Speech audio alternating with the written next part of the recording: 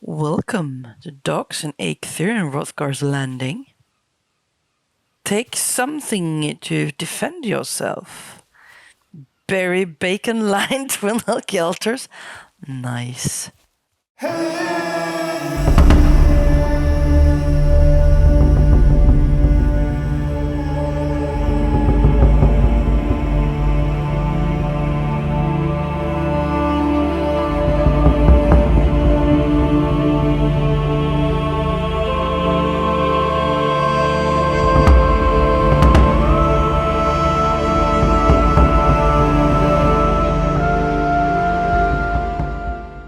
Hello everyone, I'm Splash, and today I'm here with JP Valheim, a content creator on our Discord server, the Poolside.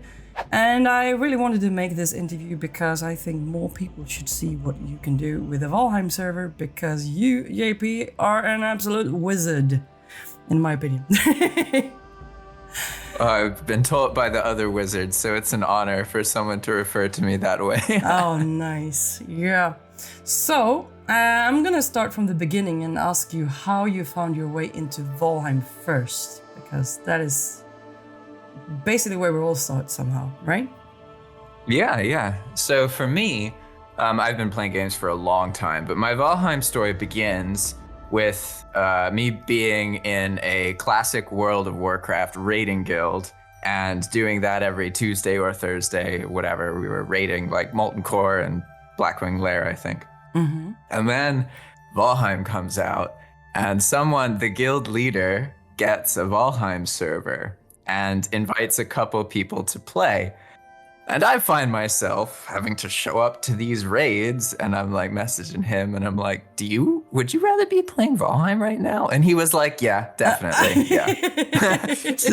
So that was how I got started. My first Valheim experience was on a server someone else had that had a bunch of people. Mm-hmm. Because it was our raiding guild. So it was like already, basically there were more people on that Valheim server than online playing WoW. Oh, that's cool. So you started off. It was great. You started off with World of Warcraft and then went over to Valheim because of the raiding team. That's it. That's really cool. That's how it started. Yeah, I had no idea of Valheim. I didn't look for it myself. It's just that someone got a Valheim server and they were like, why don't you try it? Yeah. And then I got really into Valheim, but of course then all of the standard story played out. Uh-huh. People lost interest. I found it was me and the guild leader. His name was Hestia. Mm-hmm. And like no one else was playing anymore. They'd completely stopped. They just like did the boss progression, played religiously for like 3 or 4 weeks, and then they went back to playing WoW and other things. And no one cared about Valheim anymore, pretty much. Yeah. But I was like, well, I'd rather be playing that game. I don't want to play this game anymore. And so that's how it all started.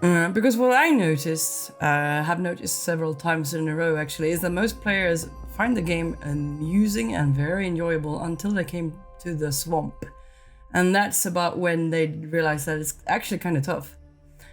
So many people stop playing the game just after fighting the Elder for some reason. Is that something that you noticed there as well? Yeah, I'd say that's most of the people who have played Valheim. They stop around that area, but I think maybe we are misinterpreting it, because this is something I've seen more of recently. And maybe it's not so much that the Valheim itself gets boring after the swamp. No, I don't think so. I think maybe it's more the way the progression works. The progression system of killing bosses makes that happen, because it sort of makes players feel like, okay, I have to keep progressing and going into later biomes, but I don't really want to. So that is a problem, right? So I think it has more to do with that bosses are tied to progression than it does like the reality of the biomes, because there's going to be biomes that are more dangerous that players aren't going to want to go to. Mm-hmm. That's just it's inevitable, right? Yeah, but you did something about that on your server, didn't you? Yeah, that's one of the main things, is like changing the boss progression so that instead of killing bosses to get into the next biome, you basically do like a little quest and you get the progression item in exchange for killing a bunch of wolves or whatever. So it turns all the boss fights into a progression quest. And then the boss fights themselves are way, way, way, way harder. And they're basically like an end game thing you do with magic and other players for the fun of trying to kill it in a certain time restraint. And so basically the bosses are completely gated. So you get this sensation of like, yeah, I'm in the Black Forest, but I still haven't killed Eek. Yeah. And I'm in the plains, but I still haven't killed Eek. And that's sort of the idea that by keeping these experiences, by changing the gameplay loop so that instead of it being based on this notion that like, what you're supposed to do in this game is kill bosses and progress, now it's based on the notion that you get these sort of chest quests and progress, and you can do it single player or working together. But either way, like when you progress through the chests, it doesn't change night spawning. It doesn't add any keys to the world. There's no raids. So that's another thing. The raids and the boss progression has to do with why people have unfortunate experiences in Valheim with bosses. So we got rid of the raid system and replaced it with a trophy raid system where players pick the raids by putting up a trophy, and then they get that raid. And if they don't put up any trophies, they don't get any raids. So that way they don't have to deal with like you're being hunted and all these things. And we found that the server is just like dangerous and intense enough that like there's still tons of things that are happening. There's a whole system for like things to happen inside the base. Sometimes things like they get destroyed over time. You have to remake them. Sometimes there's other things that occur. So there are like, you have to replace that raid system with something else because there was reasons Iron Gate did it. Yeah. So that makes me want to know more about this modding, or your way of modding without modding. What is it called and how does it work? Yeah, so there's a mod called Expand World Prefabs made by Jere, who's also made like loads of other mods, Infinity Hammer, lots of other stuff. So this mod makes it so you can use anything in Valheim that already exists. Yeah. So if I want a wolf to show up in a different situation, that's totally fine because there's already a wolf in Valheim. So I can basically make a wolf come up wherever. It could be friendly, it could be angry, it could have a special name, it could be a weak wolf or a strong wolf, it could be passive. There's a whole bunch of things that already exist in the game. So Expand World Prefab just allows you to use those whenever you want. The easiest way to think of it is that you make this server react to what the player does.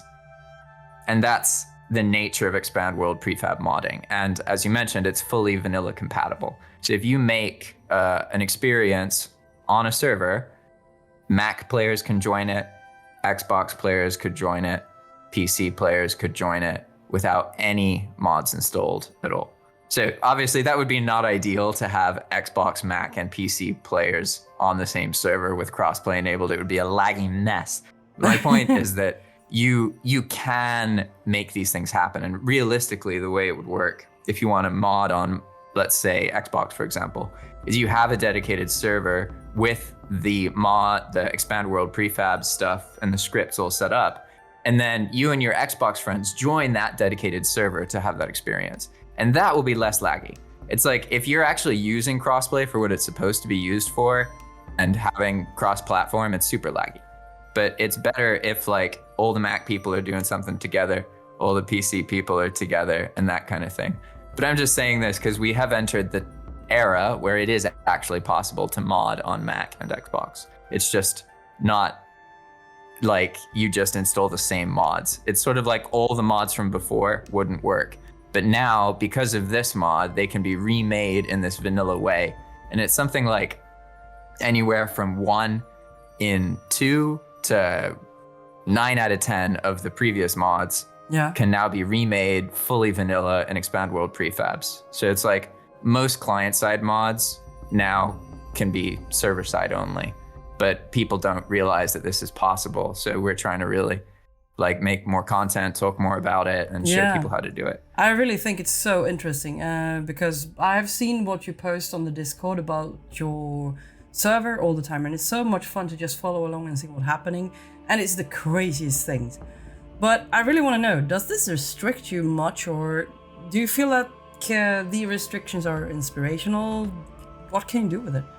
The restrictions are mental. Like, even the things, it's actually pretty hard to establish what the limitations of Expand World Prefabs are.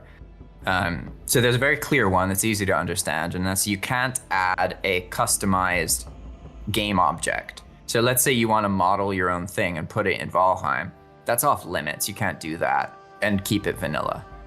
But you can make other things look weird. You could like equip a skeleton with any of the existing clothing and armor in the game. So yeah, you can't make new monsters, but they have the mechanisms to make things that you've never seen before, because you've never seen a skeleton dressed like a player in Fenring. No, that's true. Like, and it looks exactly like a player. You can't tell they're skeletons. Yeah. So it's like, oh shit. It's a whole new world in that way. And with Expand World Prefabs, it's all about relearning things and figuring out like, because it's not something that is very intuitive to programmers, which is kind of funny because people think it's scripting, but it's a very abstract Valheim form of scripting.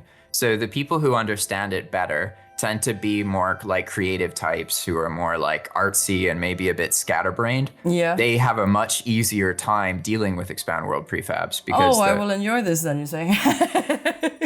Well, basically, because the programming people, they get kind of hung up on the fact that like you have to use all these Valheim mechanisms to do stuff instead of like, okay, like you can't be like, if this, then that. There's none of that in Expand World Prefabs. Instead, it's like when the Grey Dwarf prefab spawns and other troll is within 3 meters, then name the Grey Dwarf this thing by loading that. That's how it works. That's how the logic works. I'm starting to think that maybe that is the future of programming them, because with AI and stuff, it's getting easier and easier. That's what I think, at least. Or yeah, I mean, long run, yeah, I think so.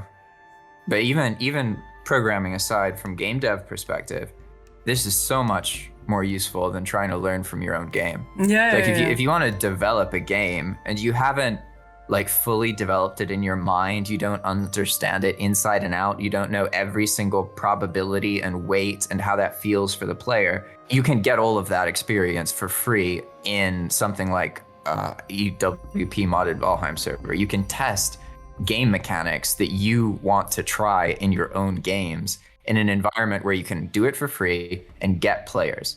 So it's literally the best possible circumstance for game development, studying. Way better than, like, people go to school to try and get this kind of experience, but you can just get it right now for free in a game you enjoy. So where could you find more about this then? Expand World Prefabs, you call it, right? Yeah, so there's a couple different places. The most direct source is Jere's Discord group. It's called Valheim World Editing. And you can join that Discord group. Just go to any of Jere's mods. There's links in the description. I have links to that Discord group in a bunch of my videos. Oh, good. And then in that group, there is a EWP chat section, basically. And it's really active. Every day there's people asking questions. And at this point, there's like, I don't know, maybe like 3 to 6 people who really know a lot about EWP and they can help. So it's been an absolute blast. And most of what I've learned is from particularly Raka and Dakar in that group. Yeah. They've both taught me a lot and explained how things work to me. And then that's enabled me to make a lot more content. So if you also want to learn about this kind of thing, you can subscribe to my channel, because that's the theme is basically interview videos about Valheim and content about this kind of thing related to server management and like making your own games in Valheim. And the idea is like with this Expand World Prefabs thing, yeah, there's some people who want to, like, they're like me, they want to practice game design and learn the things really well, but that's the minority. Most people, they have a server and there's like one feature. They're like, okay, I want this. I want this progression to be different, or I want night spawns removed, or I want eggs to be available here instead of from the trader. Like, you can do all of this stuff with like a 10-line script. So what we're trying to set up basically is have this big database where people can just pick and choose what they want and they copy and paste it and put it on their server. So that way they don't have to really understand how to make it.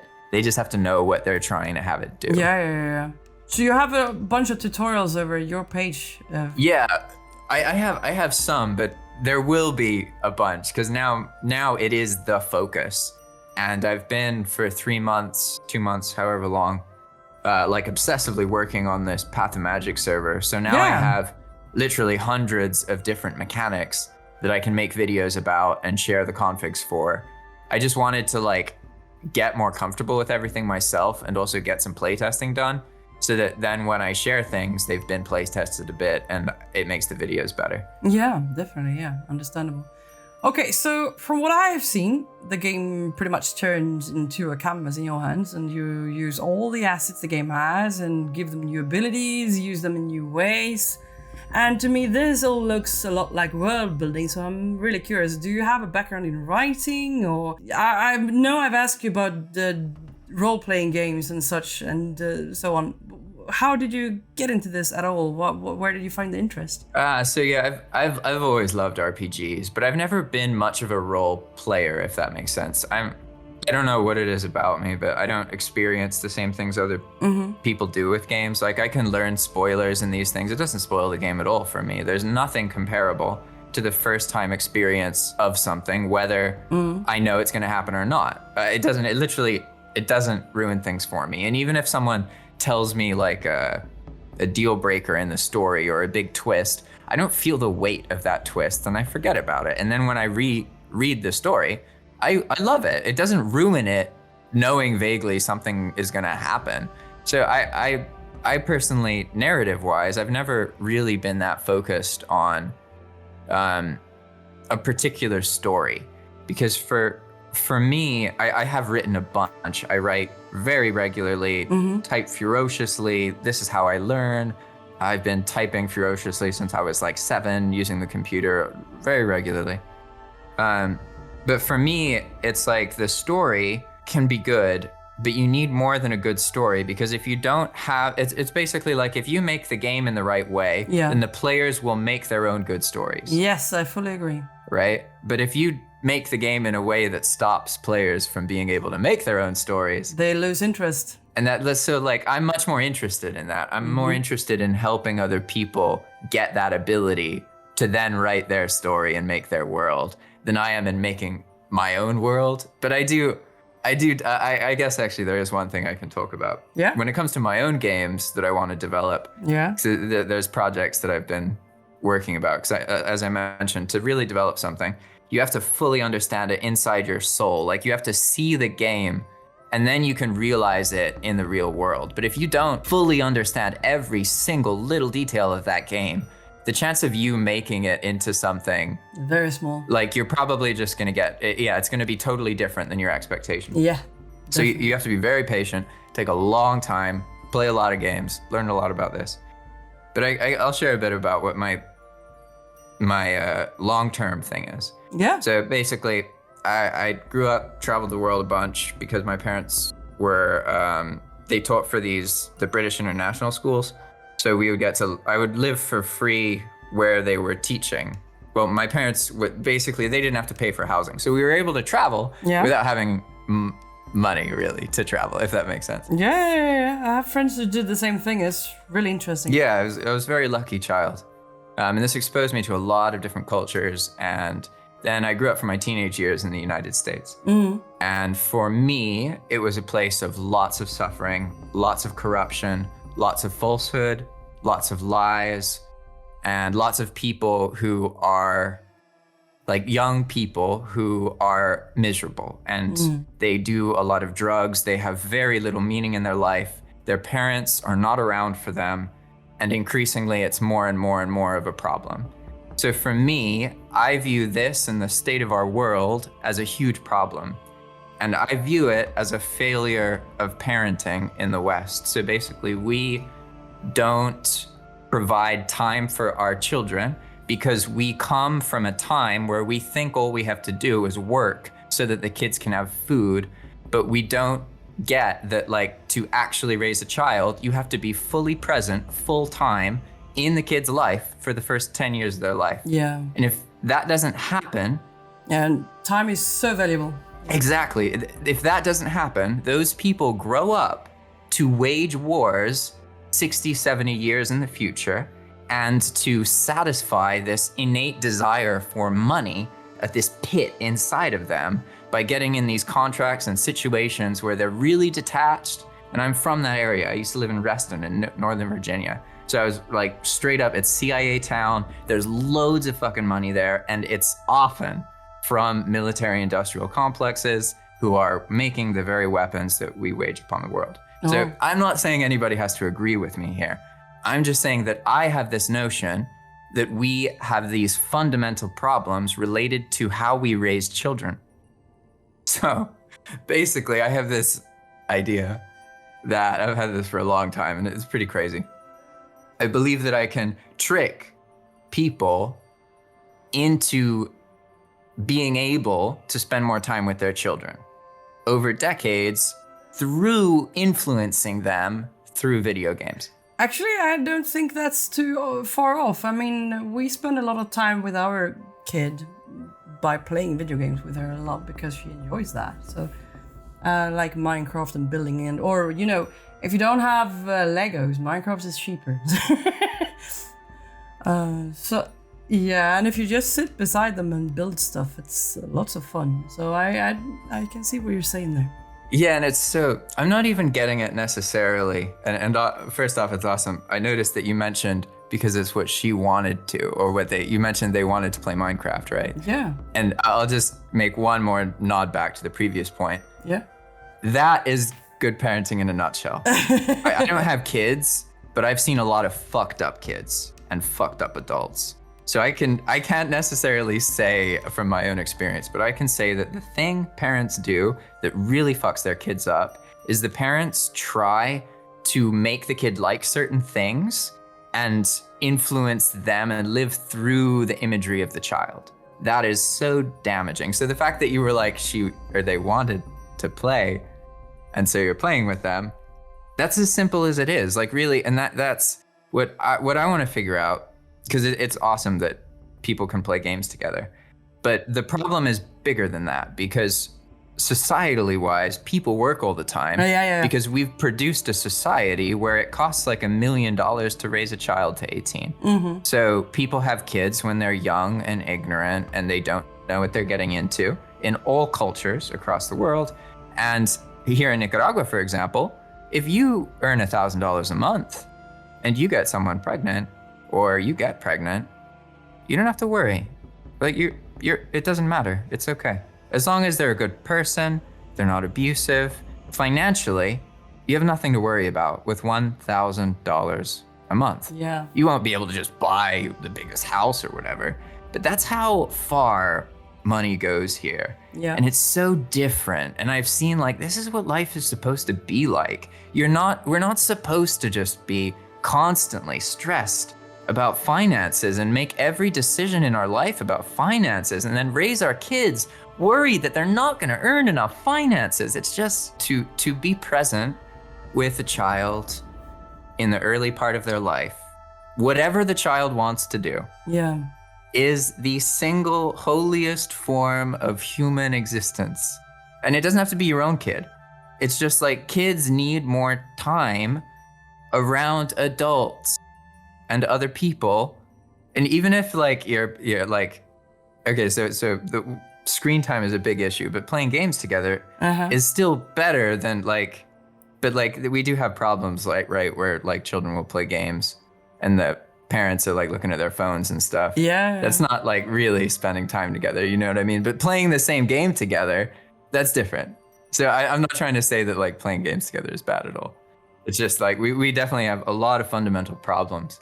And I think that games are the most influential form of media. It's just that they haven't been taken seriously yet. They're still so tiny, you know? We haven't encountered games that are like, okay, the purpose of this game is to influence people. It's like, oh yeah, the purpose is to influence them to buy a loot box. You know what I mean? Like, yeah, that's bad. Well, back to you started off with Path to Ashlands for season 1 over at your server, and then you tried a second season with Path to Dernwin, right? Yeah. And now you're entering season 3 with Path of Magic. And what is Yeah. Basically, I haven't launched Path of Magic yet, so it's sort of like in the developmental phase. So players can join, but so launch to me means like, okay, I put it out on YouTube. I'm like, you can download this, you can try it yourself. I'm playing on this server. And I'm like playing, because I haven't actually gone through and played myself. I've been like totally developing for the past 3 or 4 months. So I want to actually go through and re-experience things myself and polish them. So what is the main difference between your different seasons here, if I may ask? So the original one, it was before all of this other stuff, Expand World. I didn't know about any of that. And the idea was like, okay, I see that making paths in Valheim is pretty fun, and it's kind of a better gameplay loop than some of the other things, and portals in particular. I'm very like prone to distraction as a person, and I find that when I was playing vanilla normally, I hated the portal screen. Like, I don't know what it is, but just I'm playing and then I'm looking at this screen. My brain knows I'm not playing anymore, and it feels like I often would then be like, okay, I don't want to do this anymore. So I found that, okay, there's a trigger of me leaving over and over and over again, and it's this fucking portal screen. Like it. Immersion breaking. Exactly. For me, it was very immersion breaking. And not only that, but I also was in the habit of pressing M all the time and just looking at the map. And then I found myself playing with my friends in an hour, and I was like, I spent like 10 minutes of this hour just like habitually looking at the map for no reason. And like, there's this whole beautiful Valheim world in 3D, and I'm not even looking at it. Like, it's like, what am I doing? Yeah. So the idea was, okay, I'm gonna remake a server, but starting from the beginning, there's no map, no portal, and it's got this theme of like making a path that goes all the way to the Ashlands. That was the idea. And then I did that, and that I showed it on YouTube. That was fairly popular in the beginning, as is normal for a Valheim server. Yeah, and it was a fun. I joined and visited and had a really good guided tour over there. It was really interesting. Yeah, it was a blast. What you saw was the evolved version, because it didn't start out that way. Like, I really started out just thinking I would play like a normal player. I didn't realize like I have to like actually like do events where I add a whole new section of path that opens up a whole new area. Because on no map mode, when you build a big path somewhere, it makes the players go there. Yeah. So you can funnel players into different areas based on your choosing by adjusting their convenient access to those areas. But if there's portals, you lose all of that. And so like from a server world development perspective, developing for players who have portals is way harder. It's like way harder because it's hard to predict what they're going to do, where they're going to go. They just have to get somewhere once, and you're not going to see that unless you know everything that's happening on the server. Like, it's really unlikely. Yeah. So that evolved over time. But I never went back, honestly. The no map, no portal experience for me now is Valheim. Like, I tried a lot of different things that I didn't stick with. Like, I tried having raids on maximum and all sorts of other stuff. But the thing that I stick with now is no portal, no map. For playing, general playing. Obviously, if I'm like developing or something, I'll use a map to like place everything and think about how players are going to do it. But if I'm in playing mode, that's by far my preferred experience. And so that all of those experiences were in that mindset, but it was sort of trying it out in the beginning. Whereas over time, I learned that as when you have a no map server, you can make the experience much better for players if you every like month or so build a really big path using dev commands that makes a different play area for them. And that, like, because basically the players, they go down the path, they build, and they like spread down it if there's activity. So that is how the second one, it's changed basically. There was Path to Ashlands, and then I kind of realized, instead of us building the path, the funnest thing is to start with the path already there on no map, no portal mode. So then it was like, okay, I'll just make a path, and then basically players progress and travel down that path, and the world is so challenging that in itself is the progression. The Path to Ashlands was that, and then Path to Dernwin was my attempt to do the same thing in Ashlands. Nobody played it. And then there's Path of Magic, which is using all these things we were talking about earlier.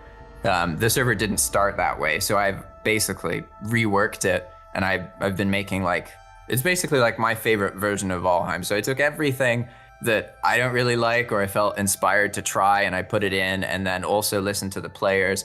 And now at this point, there's like 2,000 something changes.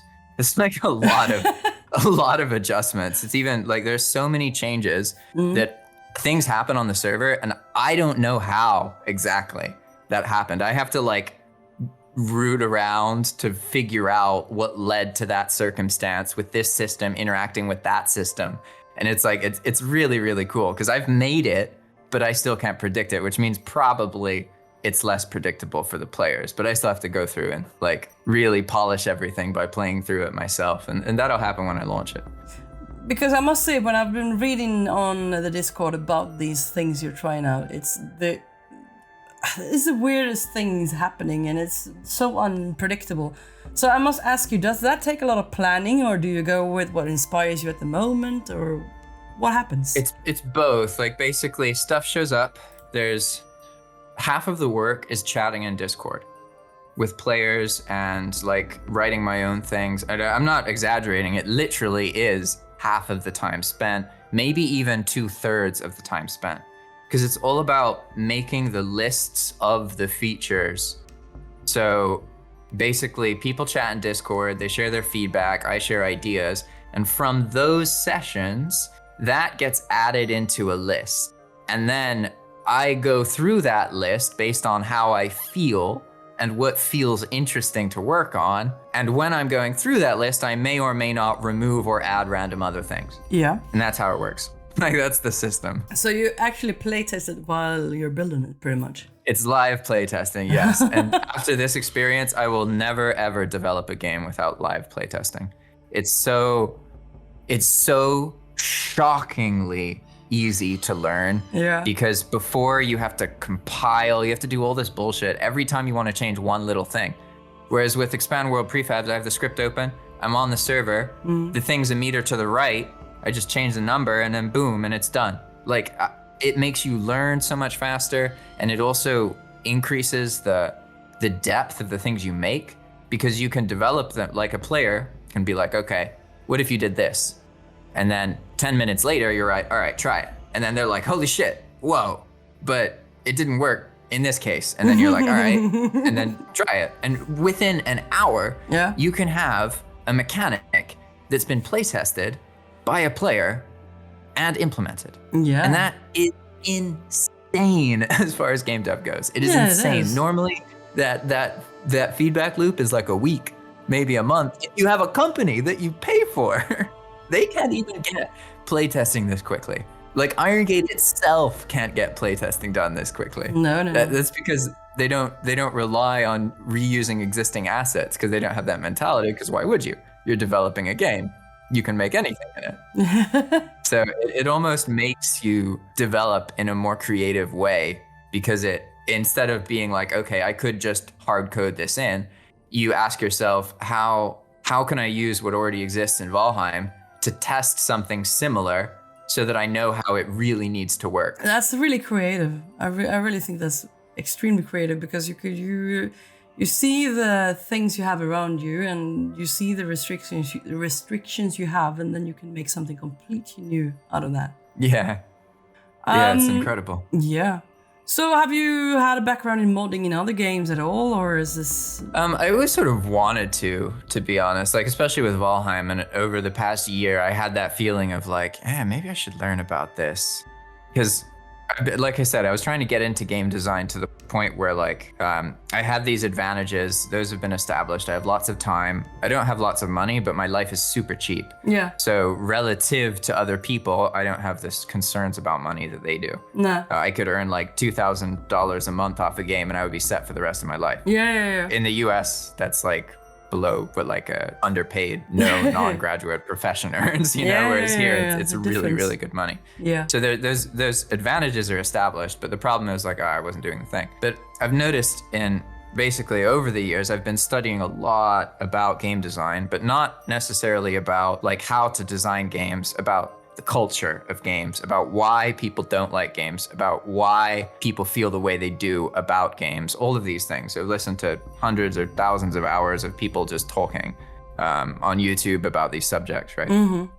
And one thing that I had observed in other games was that some really good games come from a modding scene of another game. Oh, so yeah. basically, I think the most popular example of that is like, was it Half-Life or some one of those games, or no, I don't know, maybe it was Dota. There's a few games that basically came to existence because they were a mod of another game, and that became so popular that it justified then making their own game. But the thing is that that development environment is much, much better than the normal one, because again, you start with assets that are free to use and other people, so you can learn all the numbers, the balance and everything without paying for it. So then when you launch the game, it has the potential to be way more polished than a typical game. So in our age of no polish at all whatsoever, buggy messes on day one, yeah, you know, horrible. this is a big deal. I mean, yeah, when you usually talk about buggy messes at the start of a game's life, you always end up falling back at like game studios like Bethesda and stuff. So what other games do you usually play if you don't play Valheim? You mentioned World of Warcraft. Do you still play that? Do you play other games at all? No, so I boycott Blizzard products now. So I don't touch them literally at all. And there's a whole bunch of reasons for that, but the main things I play are old games. So we live in an era where there's lots and lots of games being made. It's an amazing time to be an indie developer. But in general, the games that people get exposed to are really, really bad. And I don't mean bad like they're made by people who don't know what they're doing. I mean like evil bad. Like they predate on players. And that is more and more normal. It's not just in games, it's in movies and a lot of our culture. So for me, I'm much more interested in all the games that were already made before this became normal. Yeah. So basically for me, like before 2010, maybe before 2015 or whatever. I don't have a hard cutoff, but like why should I play a game made by companies who abuse their employees and abuse their player base, players, when I can just play a game made by a small team who just loved to make games 20 years ago. After 10, 15, 20 years, enough time has passed. It's given the communities sometimes millions of hours playing the game. That's a lot of human cognition, and it solves everything. It figures out, okay, like this happens because this is in the wrong place at this time, and this needs to be adjusted, and this could be over here, and this guy gives this thing like an hour too late or a town too early, and they just tweak every little thing. And after like 1,000 tweaks, you get a game that you could take the original game, give it to a stranger, and take the new one, give it to a stranger, and they're more interested in the new one. It's a better game. Even though it's a ROM hack and it has like people say they're just fans doing stuff, they don't know what they're doing. You can find games like this that are super polished. And for me, that's like the best game design has to involve player testing and community. Yes, definitely. And the fact that most of we like basically pay a panel or something we pay like individuals to play test and shit, and that's so backwards. Like you can't finance them. You have to expose a bunch of people to it and see what they do and then learn from that without incentivizing those people, because the moment they're being paid to play the game, they're not a gamer anymore. They're something else. So they're not gonna really like, and I'm not saying you have to listen to everything the playtesters play or do. That's a big problem as well. You really cannot give players what they want in maybe 1 out of 3 situations, I'd say. When you give it all the time, it really screws everything up for people. In the long run, it ruins their immersion. But this is the thing that's missing. It's that involvement of the players in the development while also not listening to them. I know that sounds harsh. No, but I agree with you there, because if you look at some indie games that come along, they have changed their games a lot since the game. You have to understand the psychology of that too. And that's something that that I feel for with Iron Gate, because they pay so much attention sometimes to the negative stuff, and I'm like there's always going to be negative shit. Yeah. And especially like if you look on YouTube, especially there is an era in time where there was an update in Valheim that was so controversial that multiple YouTubers made videos about how this is the death of the game. It's over. Nobody's going to play Valheim anymore. Which update was that? Exactly. I was about to ask you, what update do you think it is? I have no idea. Which one could that be? Take a guess. I don't know. I really don't know. Mistlands? No. I don't know. So there was a point in time where the terrain worked differently. And I don't even know the exact specifics, so forgive me if I butcher the history here. Yeah. But my impression is that you used to be able to just raise the terrain.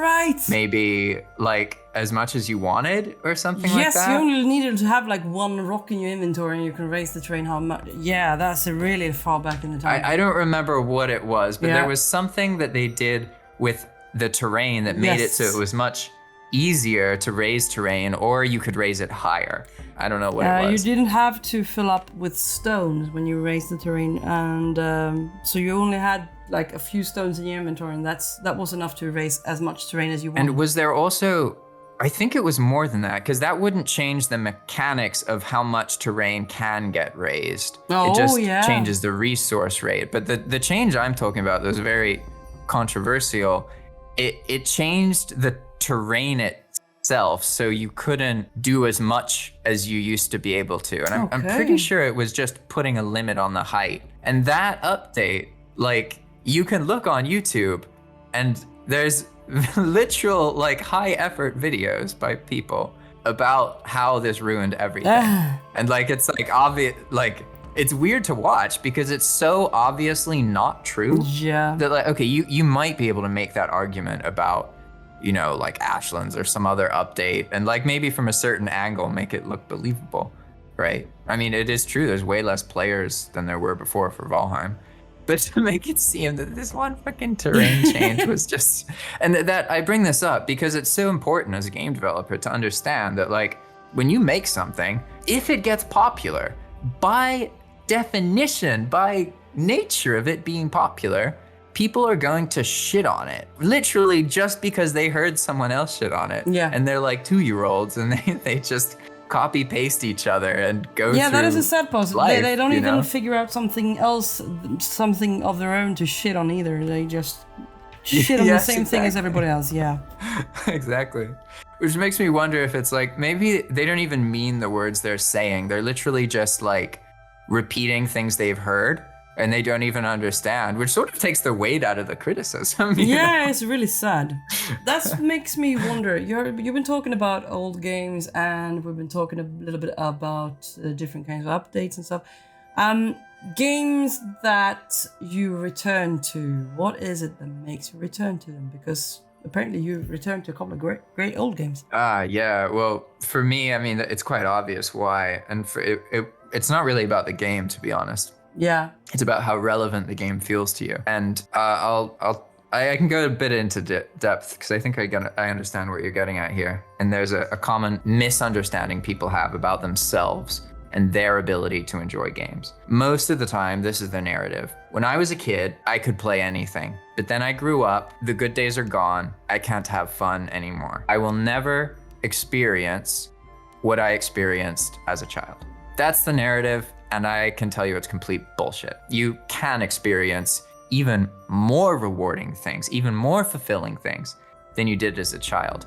The reason these things don't happen is because as children, we often weren't just playing the game. We were excited about the game, talking to our friends who took our excitement about the game seriously, shared it, and socialized with us. We had a lot of human interaction, lots of reading about the game, watching other people play the game, talking about the game, hearing about the game. These are the things that make a game relevant to people. Yeah. So if nobody's talking about the game, there's no social interaction, it can be the best possible single player game in existence, but it won't retain players. No. So to more directly answer your question, I'm able to play these games because I'm studying game development. Yeah. So for me, any game that has something I feel interested in learning more about is inherently meaningful to play because of what I am trying to do. I know that the more games I play that inspire me, the better the output, which is games I make. Yes. The increased quality of input increases the quality of output. I am just the system involved. So games, really, it has to do with that interaction. Are there people you can talk to about the game? It's gonna be much more fun, even if it's a single player game. Are there people you can show things? Are people gonna send their things to you? Are they gonna tell you about their stories? This is all that's necessary to recreate that childhood total immersion. I could just call it the childhood state is the fully immersed state, where you're just able to play. You don't feel like that thing in the back of your mind that you should be doing or something.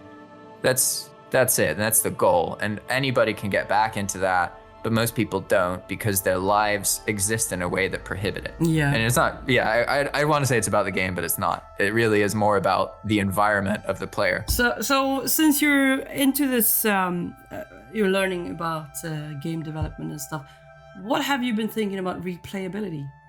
Because if I think about myself and my perspective, I don't buy a game that I don't think I'm going to play more than... I need to be able to play it more than once. Otherwise, I won't buy it. That's usually how I go. Yeah, exactly. And for me, it sort of depends on the game.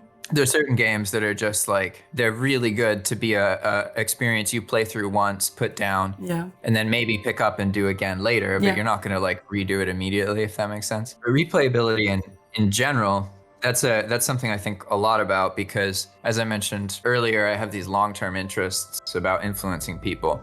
If you want to influence people, you need access to them. Yeah. So how do we look at access? We can look at hours spent doing things. Take a movie, for example. How many hours has the Lord of the Rings franchise directly influenced a Lord of the Rings fan?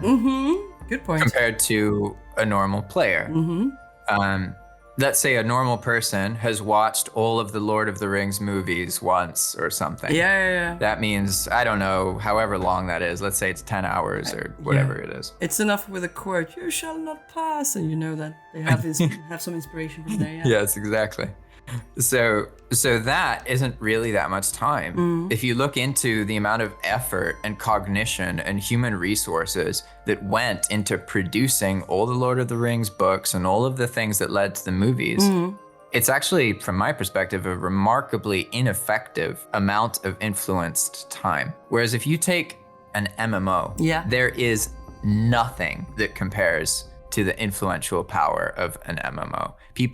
Individual people put thousands of hours, sometimes thousands of days of their lives into these products. Yeah. And that, for me, it's like the holy grail. It's all about figuring out why, just like you mentioned, why are MMOs so replayable when their gameplay loops are so shit? Yeah, why? Yeah. Like really, if you look at it, they're very simplified. They're not nuanced.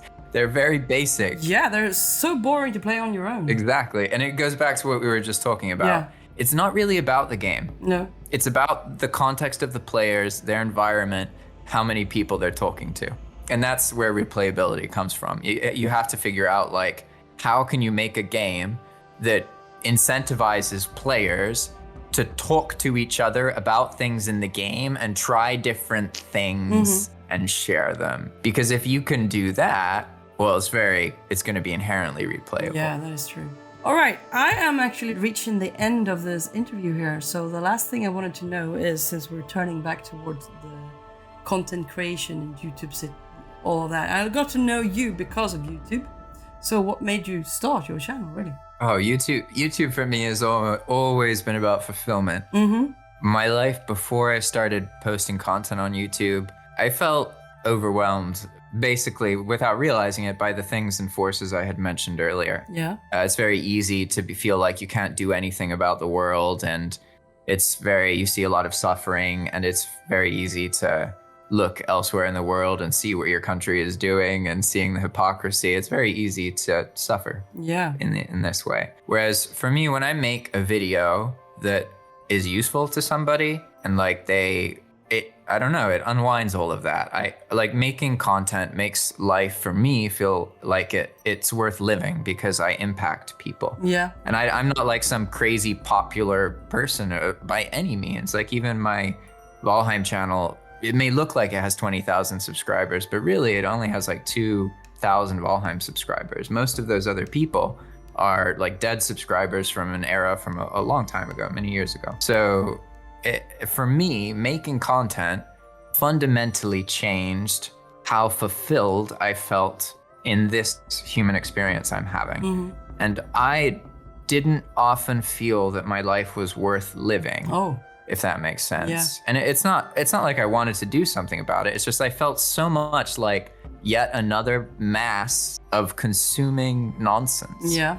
Whereas on YouTube, I can influence people. I can make content that allows things to happen. Yeah. I can reach out to people and help form more communities. I can do something about it. Yep. So for me, that is YouTube. YouTube is my ability to do something about this human existence and leverage my skills and learn and everything. Yeah. So for me, YouTube is an incredible thing. And it doesn't matter whether I earn money or I don't. I just see that the Jack, when he's not posting videos, is a more miserable person.